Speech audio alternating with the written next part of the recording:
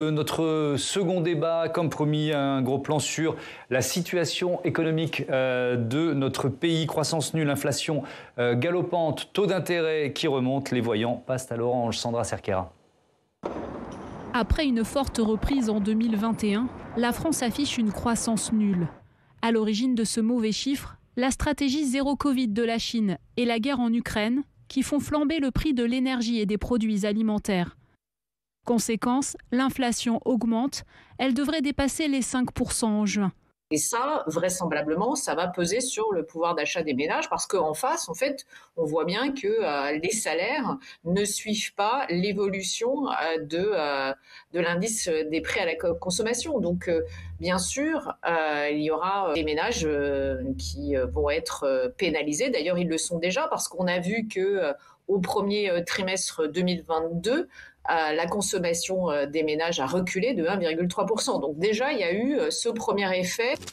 La Banque de France prédit de fortes hausses au moins jusqu'en septembre, puis un ralentissement qui devrait durer jusqu'en 2024. L'inflation a aussi des conséquences sur les entreprises, car la hausse des prix de l'énergie fait augmenter les coûts de production. L'inflation impacte aussi les taux d'intérêt qui conditionnent ceux des emprunts et du crédit. On va dire que sur le plus long terme, ça va ralentir leur projet d'investissement puisque ça va devenir pour une entreprise moins rentable ou en tout cas plus cher d'investir puisque les taux d'intérêt vont progressivement augmenter. Le taux moyen de crédit proposé par les banques ne cesse d'augmenter pour atteindre 1,5% sur 20 ans, du jamais vu depuis plusieurs années. Pour tenter de freiner l'inflation, la Fed, banque centrale américaine, a augmenté ses taux d'un demi-point. L'objectif est de maintenir artificiellement bas les taux d'intérêt pour doper l'économie. La Banque d'Angleterre a fait de même. De quoi mettre la Banque centrale européenne sous pression. L'économie française qui passe à l'orange, voilà le thème de notre débat avec Anne-Sophie Alsive, bonsoir. Bienvenue, vous êtes chef économiste de BDO France. Éric Heyer, bonsoir. Bonsoir. Directeur du département analyse et prévision de l'OFCE. Raphaël Legendre, bonsoir, vous êtes journaliste à l'Opinion. Et Laetitia Krupa qui est restée à mes côtés. Rebonsoir Laetitia, je commence par la croissance. Anne-Sophie Alsive, le moteur, il s'est arrêté ? Alors pas arrêté, mais en tout cas grandement ralenti. On en parlait quand on a eu la reprise avec le Covid en disant tout sur la confiance. Et c'est vrai qu'avec cette crise, il y avait un côté on attendait le vaccin et après enfin on pouvait consommer malgré l'inflation qui existait déjà en 2021. On avait une forte consommation des ménages. Là c'est vrai qu'avec et la crise et la hausse des prix de l'énergie et on sait que ça va durer, c'est ça qui change complètement l'état d'esprit. Eh bien il y a une crainte, donc on consomme moins et surtout malheureusement on épargne. Et c'est ça où c'est mauvais puisqu'on attend une croissance, en tout cas on attendait une croissance robuste qui se basait majoritairement sur la consommation. Éric Heyer, est-ce qu'il y a des secteurs des secteurs d'activité qui sont plus touchés que d'autres par cette baisse de la consommation ? Alors d'abord, il fallait préciser que même, alors quand tout allait bien pour l'économie française, lorsque cette dernière avait rattrapé son niveau d'avant-crise, certains secteurs étaient toujours à la traîne. On pense au matériel de transport, à l'hébergement, à la restauration, qui tournaient encore à peu près à moins 20, entre moins 18 et moins 25, en dessous du niveau d'avant-crise. Donc ces secteurs-là n'avaient toujours pas retrouvé leur niveau de crise. Alors pour l'hébergement, la restauration, ça semble aller. Enfin, c'est pas eux qui vont subir de plein fouet cette crise. C'est plutôt les secteurs industriels, parce qu'effectivement, c'est une très forte augmentation de l'énergie qui va impacter ces secteurs-là, l'industrie. Et l'industrie va être aussi impactée par la stratégie zéro Covid de la Chine. Donc attention, le problème aujourd'hui, en dehors de l'augmentation des prix liés au conflit ukrainien, c'est tout de même un problème d'approvisionnement. Vous voyez, dans l'industrie, c'est le frein principal. Et dans les services, c'est les difficultés de recrutement. Donc il y avait quand même des petites tensions, même avant cette crise. Alors à cela vient se rajouter effectivement une baisse de pouvoir d'achat immédiat, parce que ça touche l'énergie, l'alimentaire, et donc là, tout d'un coup, la consommation s'arrête. Et donc il y a beaucoup de ménages français qui arbitrent, tout simplement. Alors il y a beaucoup de ménages qui arbitrent, d'autres qui ont la chance d'avoir pu surépargner pendant la crise. Donc vous voyez, le bilan aussi de ces 2 ans Covid, c'est qu'il y a eu à peu près 166 milliards, 170 nous dit la Banque de France. Je pense qu'on n'est plus à 4 milliards près dans ce cas de figure. de surépargne, pas de l'épargne, de surépargne. Et donc, effectivement, mais c'est qui est concentré sur les 20% des ménages les plus aisés. Donc, ces derniers peuvent toujours compenser en allant puiser là-dedans, mais les 20% les plus modestes, qui avaient dû désépargner pendant la crise Covid, qui se voient directement impactés par l'augmentation du prix de l'énergie et de l'alimentaire, pour eux, les difficultés sont là. Ouais. On revoit ces chiffres de l'inflation sur un an. Au mois d'avril, 4,8%. Prévision mai, 5%. Prévision juin, 5,4%. C'est le point de conjoncture de l'INSEE. Si on rentre dans le détail, 6,3% pour l'alimentaire, 26% pour les prix de l'énergie. Raphaël Legendre, on l'a un peu évoqué, mais je voudrais qu'on rentre dans le détail. C'est une inflation qui n'est pas uniquement liée à la guerre en Irak, qui n'est pas uniquement conjoncturelle. En Ukraine, pardon. Ça, c'est mon côté vieux journaliste qui ressort. En Ukraine, qui est plus structurelle, c'est ça? Alors, c'est ce qu'on disait, effectivement, il y a encore 6 ou 9, il y a encore 6 mois, l'année dernière, comme Anne-Sophie l'a rappelé, ça avait déjà commencé pour le côté offre. Effectivement, il manquait des matériaux, les prix augmentaient. On se disait que ça allait durer 1 an et qu'au printemps 2022, tout irait bien. Le conflit ukrainien, effectivement, a remis une couche. Et là, on voit que l'inflation est en train de devenir beaucoup plus large que uniquement sur les produits importés ou même sur les matières premières. Et s'étend notamment à l'alimentation, ce qui va effectivement frapper très directement les ménages. D'ores et déjà, ça implique des changements dans la politique monétaire et dans les taux des banques centrales. Les États-Unis l'ont déjà fait, l'inflation a augmenté plus fort, beaucoup plus fort là-bas. Et donc, depuis quelques mois, les taux de la Fed sont en train de remonter. Et là, on est en pleine discussion entre les membres du Conseil des gouverneurs de la Banque centrale européenne pour savoir si oui ou non, il est temps désormais de remonter les taux pour lutter contre l'inflation. Le dilemme étant que, comme on a eu un coup d'arrêt de la croissance en France, en tout cas au premier trimestre, et que les perspectives s'assombrissent au fur et à mesure que la guerre dure, eh bien c'est cet arbitrage entre lutte contre l'inflation et soutien à la croissance qu'il va falloir trancher. Vendredi, le gouverneur de la Banque de France, François Villeroy de Galhau, s'est exprimé très clairement en disant qu'il était temps, dorénavant, de faire repasser les taux en territoire positif. Ça veut dire qu'à partir de l'été... Pardon de vous interrompre, mais quand les États-Unis font ça, est-ce qu'on a d'autres choix que de les suivre? Le découplage est compliqué. Si vous voulez, on a un dollar qui est extrêmement fort en ce moment. Pour plusieurs raisons. La croissance américaine, même s'il y a eu un petit hockey au premier trimestre, se porte toujours bien. C'est une valeur refuge, le dollar, quand on a des crises ailleurs, sur d'autres continents, comme on l'a aujourd'hui en Europe. Et puis, depuis 10 ans, le dollar est arrimé au pétrole et au gaz américain. Les États-Unis sont devenus exportateurs nets de produits énergétiques, gaz, pétrole. Et donc, quand le pétrole augmente, eh bien, le dollar également se renforce, notamment face à l'euro, face à d'autres monnaies aussi. Et ça a un impact sur l'économie française aussi, pour toutes les entreprises qui exportent. C'est plutôt bien, parce qu'on est plus compétitif à l'international, sauf que, comme on achète tout en dollars, côté pétrole et énergie, ça renchérit la facture énergétique, et donc, pas plus tard qu'hier, on a annoncé un déficit commercial de la balance commerciale en glissement annuel, c'est-à-dire sur 12 mois, à 100 milliards d'euros, ce qu'on n'avait jamais vu en France. C'est jamais arrivé. Alors, je reste sur l'inflation avec une réaction, celle de Michel-Édouard Leclerc, qui se projette sur les chiffres de la rentrée. Écoutez. À 4,8% avant l'Ukraine. Et pourtant, par exemple, et ça va doubler, laissez-moi vous l'anticiper, je ne le fais pas avec plaisir, ça va doubler d'ici l'été ou durant l'été, parce qu'il y a le problème des céréales avec l'Ukraine, le problème du transport avec l'Ukraine, et puis il y a beaucoup de spéculation, il y a beaucoup d'anticipation contre laquelle il va falloir lutter, parce que je ne suis pas sûr que là-dedans, il n'y ait que de la justification de hausse de prix. Il y a aussi des effets d'aubaine pour des grands groupes de se servir de l'Ukraine. Alors, on va pas développer, c'est intéressant, mais sur les effets d'aubaine, mais je voudrais plutôt qu'on se projette sur la réaction du futur gouvernement. On peut dire qu'en haut de la pile du futur gouvernement, il va y avoir la question du pouvoir d'achat. Il y a eu des promesses qui ont été faites par Emmanuel Macron, Anne-Sophie Elsif. Est-ce que ça veut dire que le quoi qu'il en coûte, sous d'autres justifications, va forcément continuer? Alors ça va sûrement continuer au moins cette année, parce que c'est vrai qu'on va avoir ces hausses. La grande difficulté, c'est vraiment le coût. On s'en souvient plus, ça nous paraît très très grand, mais quand on avait tous ces débats sur les réformes fiscales, on parlait de baisse d'impôts qui pouvaient coûter 1 ou 2 milliards, le budget qui pouvait être grévé de 2-3 milliards. Là, à chaque fois qu'on fait un chèque, c'est 5 milliards, c'est 26 milliards le dernier plan de soutien. Enfin, c'est des sommes qui n'ont rien à voir en termes de volume et de proportion. Alors c'est vrai qu'avec le quoi qu'il en coûte, on est un peu anesthésié, donc on a l'habitude chaque semaine d'avoir des milliards qui sont annoncés, mais à un moment, et l'année prochaine, on va normalement redevoir passer au pacte de stabilité de croissance. On est dans une zone euro, donc les autres pays n'ont pas forcément la même vision. On est censé avoir une tendance quand même d'assainissement, parce qu'en tout cas, les politiques, on l'a dit, monétaires vont être sûrement moins accommodantes, mais également budgétaires.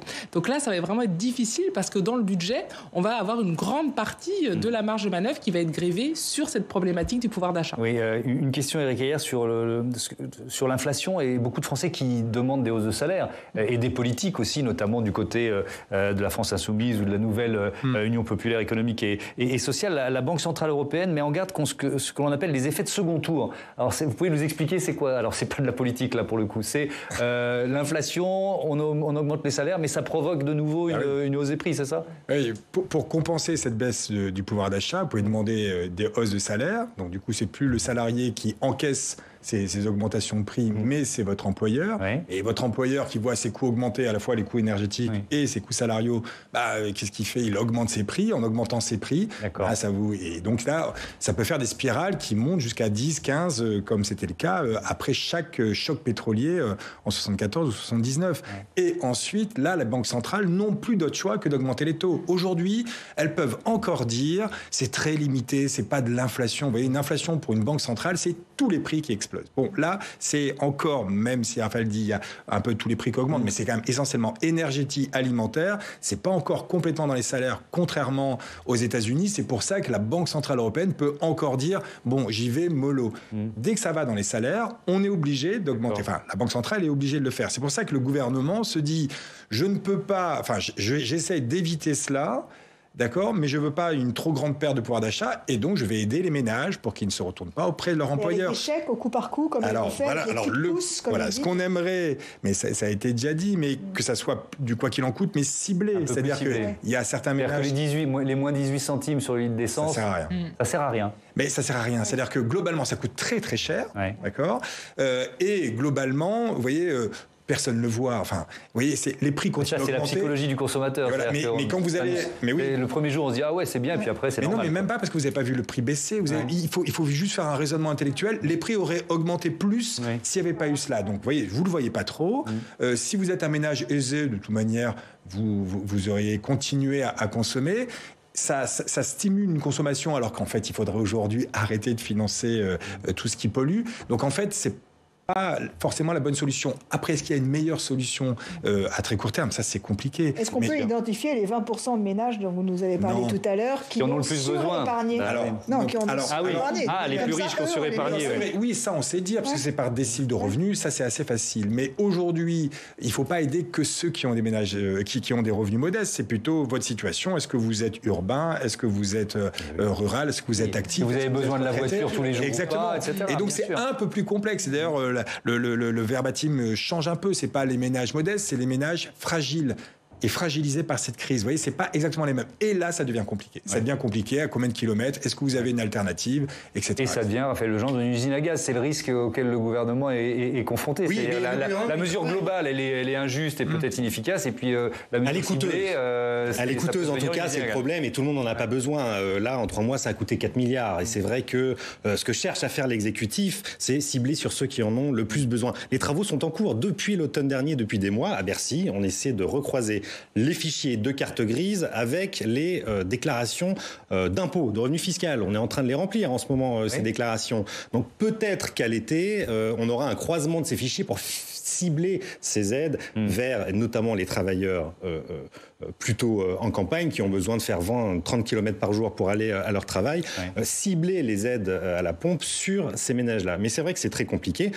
En tout cas, ce qui est sûr, c'est qu'Emmanuel Macron a promis un paquet pouvoir d'achat dès cet été. Il y aura une loi de finances rectificative qui va mettre en musique plusieurs mesures, les aides à la pompe, mais aussi l'augmentation des fonctionnaires, des minima sociaux, des retraités. Donc on va encore avoir pas mal de milliards qui vont être dépensés. Le professeur, il a promis. Hein. Bien sûr, mais l'ensemble des fonctionnaires. Il y aura des négos qui vont se mettre en place avec toute la fonction publique. Et le point d'indice va être augmenté à 1, 2, 3 milliards. On attend. Alors, la dette va donc s'alourdir encore un peu plus. On ouvre le chapitre dette dans ce débat avec Jonathan Dupriez. Rebonsoir Jonathan. Cette dette qui s'est envolée, on peut le dire, pendant le quinquennat Macron. Oui, tout à fait. La dette française aujourd'hui, c'est 2 834 milliards d'euros. Ça fait environ 115% du PIB et environ 42 000 euros par Français, si on veut vraiment se faire peur. Et sur 5 ans, cette dette, elle a augmenté de plus de 600 milliards. Donc c'est une augmentation qu'on peut imputer notamment à certaines réformes entreprises par Emmanuel Macron, notamment la suppression de l'ISF, de la taxe d'habitation pour 80% des ménages, ou encore, pourquoi pas, à certaines réformes fiscales entreprises pour les entreprises. À cela s'est ajouté l'arrivée du Covid et le fameux quoi qu'il en coûte qui a fait s'envoler la dette publique. On estime à environ 300 milliards le poids de la crise sanitaire dans notre dette actuelle. Mais pour la sénatrice Christine Lavarde, qui est ici la vice-présidente de la commission des finances du Sénat, LR, cette dette, c'est surtout en fait la dette préexistante au Covid qui complique la donne aujourd'hui. Ce qu'on dit souvent, c'est un peu pour reprendre les propos de Christine Lagarde à l'époque, c'est que normalement on répare le toit de sa maison quand il y a du soleil pour éviter la pluie ensuite. Et nous en fait, quand il y avait un peu de soleil, un peu de croissance, on n'a pas du tout réparé le toit de notre maison, on a continué à dépenser sans compter, sans rembourser notre passif, ce qui fait qu'on est entré fragile, déjà un peu malade dans la crise de la Covid, et là on sort, on est complètement au fond de notre lit. Alors, méfiez-vous, Jonathan, vous avez quelques économistes experts qui vous écoutent. Est-ce qu'il y a sous leur contrôle. Voilà, est-ce qu'il y a urgence pour rembourser cette dette ? En tout cas, si on regarde l'attitude des décideurs, on n'a pas l'impression que le grand monde s'y attaque réellement. Sans doute peut-être parce que les taux d'intérêt auxquels l'État a emprunté ont très fortement baissé durant le quinquennat passé. En moyenne, l'Hexagone a emprunté à 1% et certains taux ont même avoisiné parfois les 0%, alors même que notre croissance, elle avoisine les 2,6 selon l'INSEE. Donc le coût de notre dette est finalement assez bas, mais le risque est finalement à moyen-long terme, si les taux d'intérêt justement venaient à remonter, si l'État n'arrive pas à contenir le niveau de sa dette et donc que ses dépenses restent supérieures à ses recettes annuelles, et alors finalement rembourser cette dette, elle se fera au détriment d'autres dépenses de l'État. Il faudra donc forcément faire des arbitrages sur des postes clés comme la santé, l'éducation, la culture ou encore pourquoi pas la défense, même si c'est pas à l'ordre du jour. Ou pire, à la place de l'exécutif, on pourrait même imaginer remonter les impôts. Et ça, fait partie des mesures les plus impopulaires qui soient, je pense. Oui. Merci Jonathan pour ces chiffres et ces explications. Anne-Sophie Alsif, ça change quoi la hausse des taux d'intérêt ? Là, on assiste depuis quelques semaines à une hausse des taux d'intérêt. Qu'est-ce que ça change avec ces 2800, quel est le chiffre qu'il nous a donné, 2834 milliards de dettes ? Alors ça veut dire c'est déjà un signal fort, puisque on n'a plus connu ça depuis des décennies. Puis en tout cas la crise financière, c'est surtout le signal pour les ménages de dire vous allez avoir un crédit immobilier, vous l'avez dit dans votre reportage, ça va coûter plus cher. Les entreprises, pareil, vous voulez vous financer, ça va coûter plus cher. Donc l'endettement coûte plus cher et donc de fait, ça a un impact sur l'anticipation des agents entreprises, ménages. Et donc on l'a dit, on va épargner, on va moins consommer, on fait des arbitrages. Et donc concrètement, ça permet un ralentissement de l'économie. Donc c'est positif puisque le but c'est de faire baisser l'inflation. Ce qui est quand même, je rappelle, le mandat des banques centrales. On l'a un peu oublié, mais c'est quand même ça. C'est pour ça qu'elles sont là en premier lieu. Donc là, on espère que ça va fonctionner. Mais pour moi, la grande difficulté, c'est que justement, surtout en Europe, on a une inflation qui est énergétique.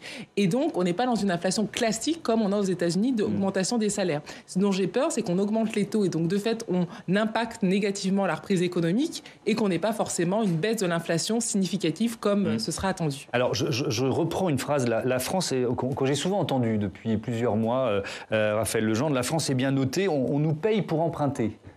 Oui, ce sont les taux négatifs, ça, si vous voulez, effectivement. Alors, on ne va pas rentrer dans cette explication, mais ça, je pense que c'est en train de s'inverser, ou ça s'est inversé. Donc, je reviens à la question des 2800 et quelques milliards de dettes. Est-ce qu'elle va forcément nous coûter beaucoup plus cher ?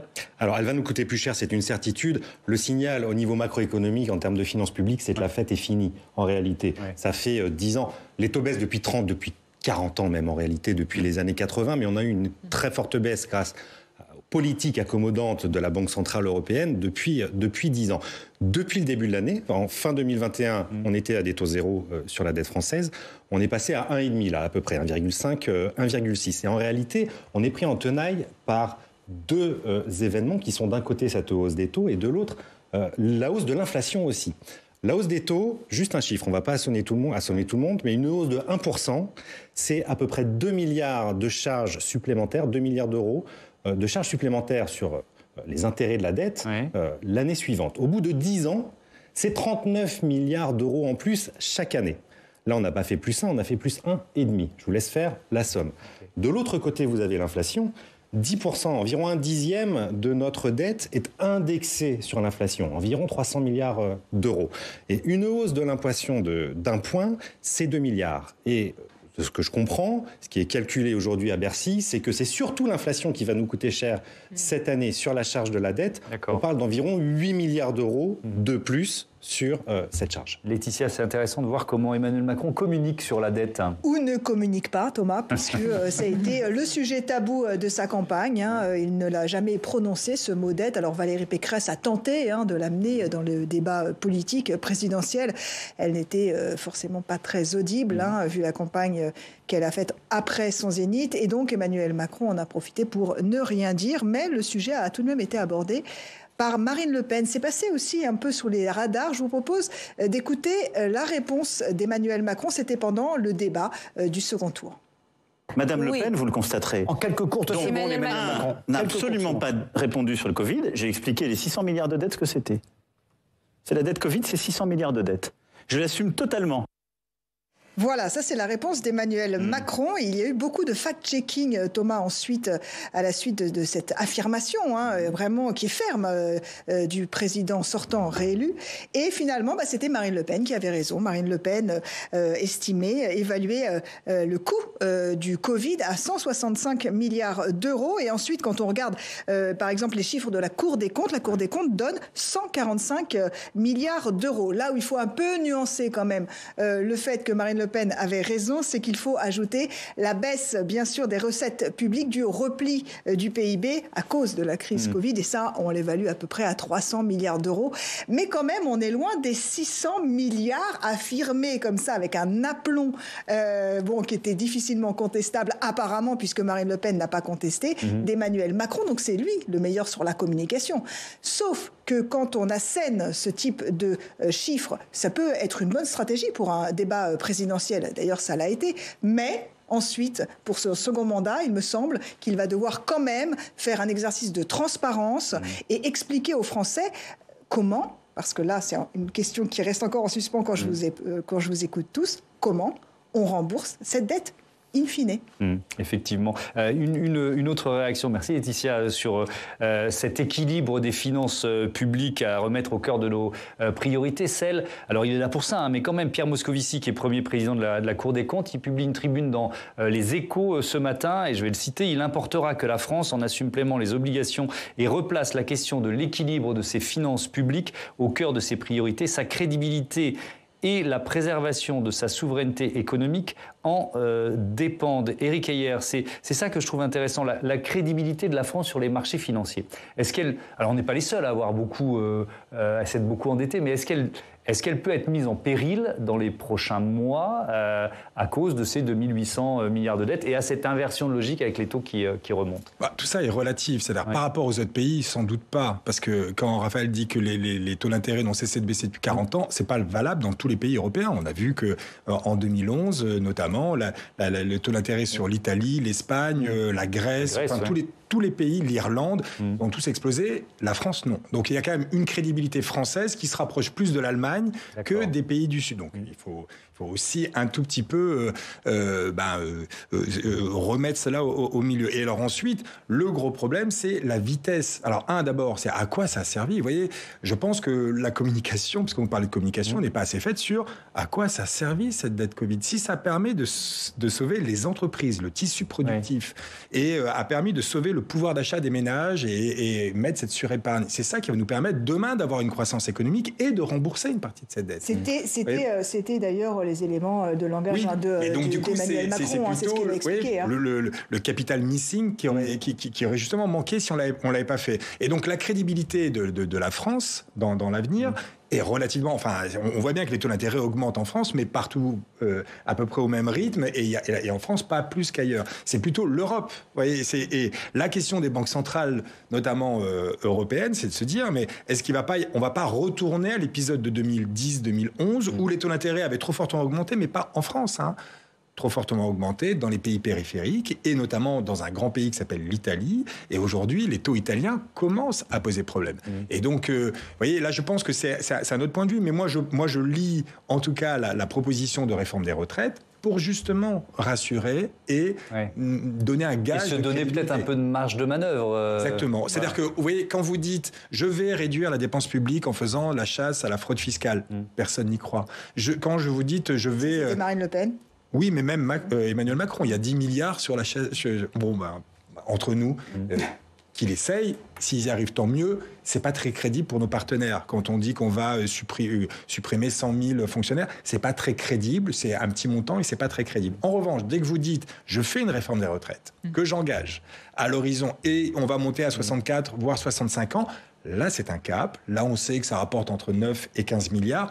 Là, vous êtes crédible. Alors, vous voyez, 9-15 milliards, on a rappelé, aujourd'hui, on dépense 9-15 milliards tous les 15 jours. Donc, ça va peut-être pas suffire à être complètement crédible, mais tout de même, et c'est le dernier point, puisque c'est relatif, les autres pays européens vont devoir aussi mettre en place des aides. Parce que, vous voyez, si on est dépendant, nous, du pétrole et du gaz russe, par rapport à l'Allemagne, par rapport à tous ces pays, on n'est pas du tout dépendant. Donc, du coup, les aides et l'inflation qui est de 4,8 chez nous, elle est plutôt autour de 8-10 dans les autres pays européens. Donc, je pense que c'est ça qui va un peu sauver aussi la crédibilité française, parce que tout ça est relatif. Et la situation française n'est pas bonne.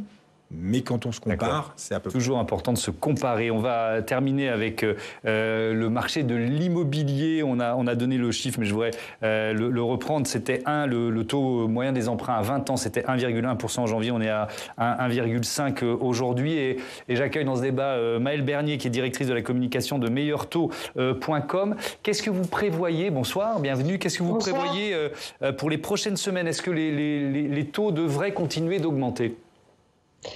A priori, oui, parce que on voit très bien que les banques font ce qu'elles peuvent pour maintenir des taux le plus bas possible, quand même, pour maintenir cette activité qui reste pour l'instant très dynamique, parce qu'on a des Français qui sont toujours dans cette recherche d'acquisition. Mais il est vrai que ces fameuses OAT, les obligations du Trésor, qui sont un peu la référence pour fixer les taux des crédits aux particuliers, sont passées en l'espace de 3 mois de moins 0,35 de mémoire en janvier à 1,60 aujourd'hui. Donc il est bien évident que les banques ne peuvent pas continuer à prêter à 1% avec des taux pareils. Donc pour rappel, la dernière fois qu'on a eu des OAT à 1,5, c'était en 2014 et les taux d'intérêt des crédits aux particuliers étaient à 3%. Donc oui, les taux vont continuer de remonter. Encore une fois, on voit une augmentation assez rapide et surtout, ce qui est important de dire, c'est sur tous les profils. Oui, et avec quelles conséquences sur les marchés de l'immobilier? Ça veut dire quoi? Des arbitrages? On achète des surfaces plus petites, ou alors il faut plus d'apport personnel? Voilà, comment vous, ça doit être votre quotidien avec la plupart de vos clients en ce moment? Comment ça se passe?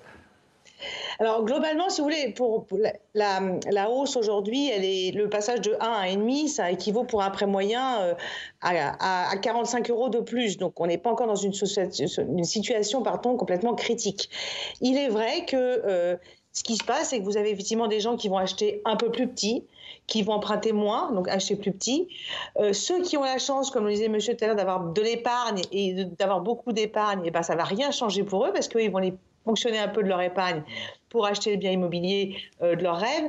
Et puis, c'est vrai qu'il y a des grosses différences sur les prix de l'immobilier et sur leur évolution en fonction du type de bien. Dans les villes moyennes, les maisons avec jardin restent le Saint Graal et les appartements commencent déjà un peu calés. Donc oui, il y a toute une évolution qu'il va falloir suivre dans les mois qui viennent, mais qui n'est pas forcément flat sur tous les biens immobiliers. Ça veut dire, je termine avec ça, que les villes moyennes, c'était un des effets de la crise Covid, les villes moyennes, elles attirent toujours les Français aujourd'hui ? Toujours. Et c'est des villes qui sont en espèce de rattrapage, en fait, pour certaines qui étaient très faibles en termes de prix. Et aujourd'hui, ça remonte un peu, mais ça reste finalement assez accessible. Et dans beaucoup de villes moyennes, acheter coûte le même prix que louer. Donc, même avec des taux à 1,5, ça vaut encore largement le coup.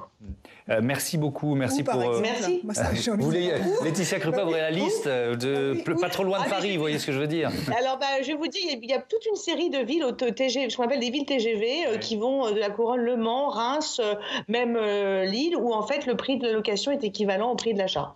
Mensuellement, quasiment. Laetitia, vous avez noté la liste. Vous allez prendre le TGV à partir de la saison prochaine. L'immobilier, Anne-Sophie Alsif, on parlait des moteurs du moteur de l'économie, on parlait de la consommation.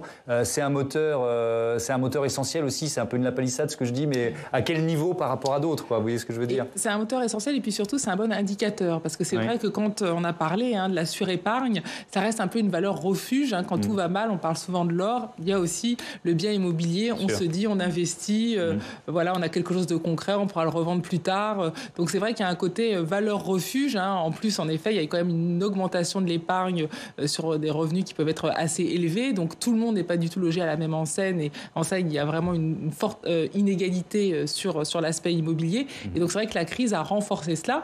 Donc c'est une valeur refuge. Il va continuer à avoir des achats. Par contre, en effet, ce ne sont pas les mêmes personnes qui pourront avoir accès au crédit. Oui. Raphaël Legendre, on l'a évoqué, Raphaël Bernier le disait, on a encore de la marge, quoi. C'est à 1,5 ou 1,6, on est encore loin des taux. Oui, il faut relativiser. Voilà, souvenez-vous, il y a 10 ans en arrière, on était à 4%.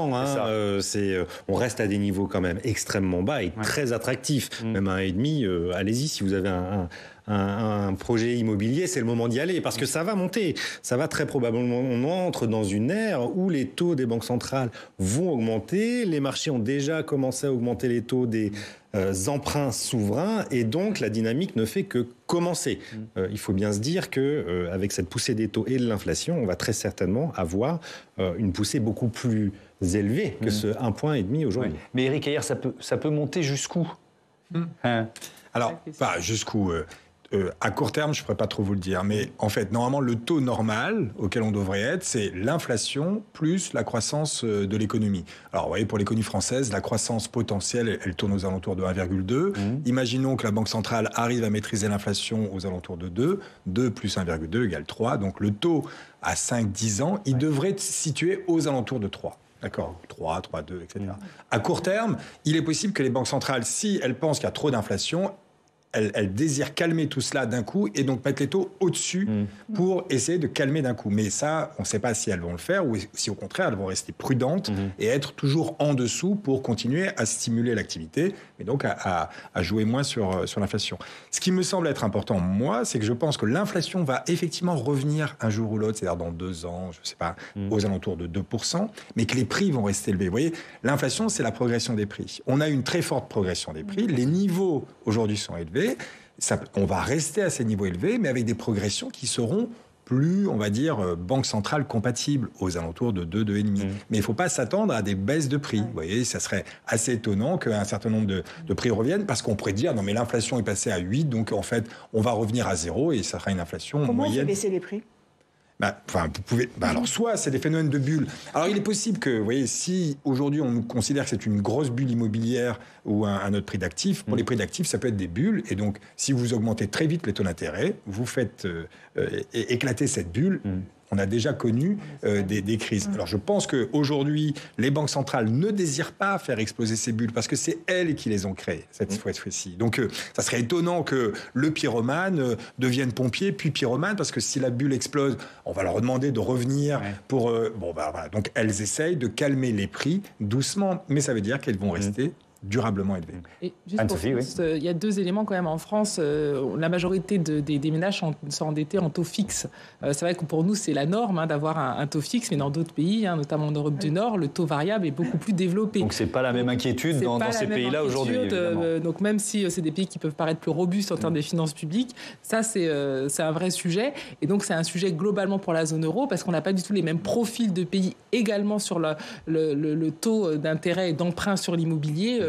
qui joue. Et puis l'autre élément, c'est qu'en France, c'est vrai qu'on parle beaucoup de millionnaires, etc., mais c'est beaucoup des fortunes immobilières. C'est beaucoup moins, on investit beaucoup moins dans les entreprises, même si on essaie de le faire, mais ça marche beaucoup moins. Donc c'est vrai que cet immobilier, s'il est déprécié, eh bien vous baissez vraiment le niveau de richesse de votre population. Tiens, Maëlle Bernier, votre témoignage à meilleurtaux.com, c'est effectivement les taux fixes, c'est quelle part du marché ?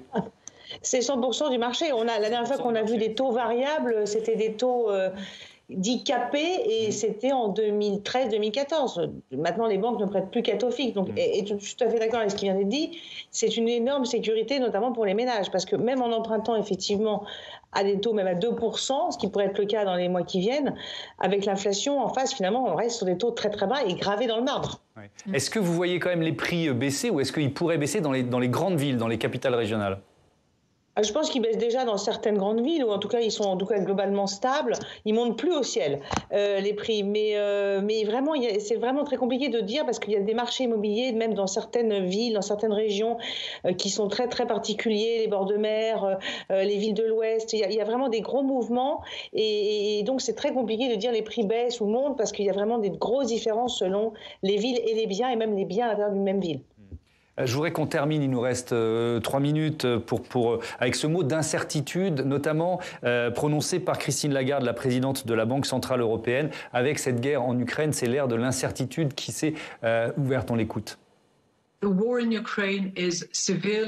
guerre en Ukraine affecte gravement l'économie de la zone euro et a considérablement accru l'incertitude. L'impact de la guerre sur l'économie dépendra de l'évolution du conflit, de l'effet des sanctions actuelles et d'éventuelles mesures supplémentaires. Raphaël Legendre, les chefs d'entreprise n'aiment pas beaucoup l'incertitude, par définition. Oui. Est-ce que ça se ressent déjà sur les investissements ? Alors non, étonnamment, parce que le coût de la crise et le coût de l'inflation notamment a été porté majoritairement par l'État pour l'instant. Le bouclier énergétique, c'est quand même 26 milliards d'euros mis sur la table. Et l'autre tiers, ce sont les ménages qui le payent. Les entreprises ont été assez préservées pour l'instant. Pas sûr que ça dure, et c'est peut-être pour ça qu'il va falloir augmenter les salaires aussi. Mais l'investissement tient. On a eu la croissance zéro au premier trimestre. L'investissement des entreprises, lui, a continué d'augmenter. Pendant combien de temps à voir, mais l'emploi tient aussi, c'est une donnée très importante. Et les chefs d'entreprise, vous savez, en réalité, ça fait plus de 10 ans maintenant qu'ils gèrent un monde de crise. On est entré vraiment dans un monde de crise. 2008, crise financière, suivie par la crise de la zone euro. En France, on a eu les attaques terroristes, les gilets jaunes ensuite. Au niveau international, la crise sanitaire. Donc, en réalité, on est sans cesse en crise depuis le tournant des années 2000 quasiment. Et il est très possible que cela dure en réalité. D'où ce changement total en matière de finances publiques où on ne compte plus les milliards et dans tous les pays, c'est vrai. Car il faut piloter maintenant au jour le jour. Agilité est le maître mot chez les chefs d'entreprise aujourd'hui. Oui, mais alors Éric Heyer, si la crise, quelle qu'elle soit, provoque l'incertitude et justifie le quoi qu'il en coûte, on n'en sortira jamais. Oui, on n'en sortira jamais. Alors, on voit bien que l'incertitude... Alors, il y a peut-être une routine à l'incertitude. C'est-à-dire que maintenant, on sait qu'on vit dans un monde incertain et donc, c'est pas ça qui nous empêche... Pour les entreprises, ça paraît assez clair. Pour les ménages, beaucoup moins. C'est-à-dire que le ménage, lui, peut se dire, attention, demain, il va y avoir des tensions et donc, j'épargne. Et la surépargne que l'on voit et l'augmentation de cette épargne, c'est peut-être une sorte d'épargne de précaution qui, petit à petit, vient. Et même si l'État dit, on sera derrière vous...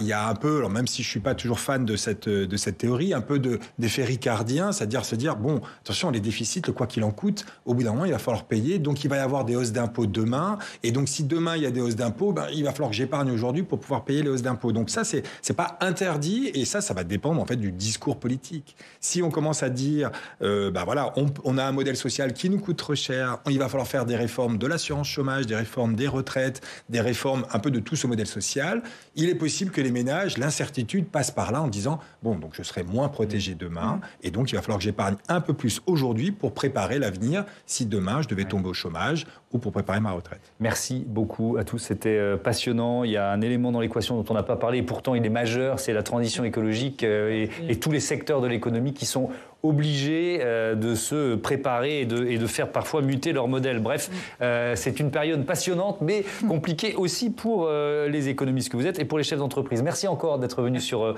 ce plateau.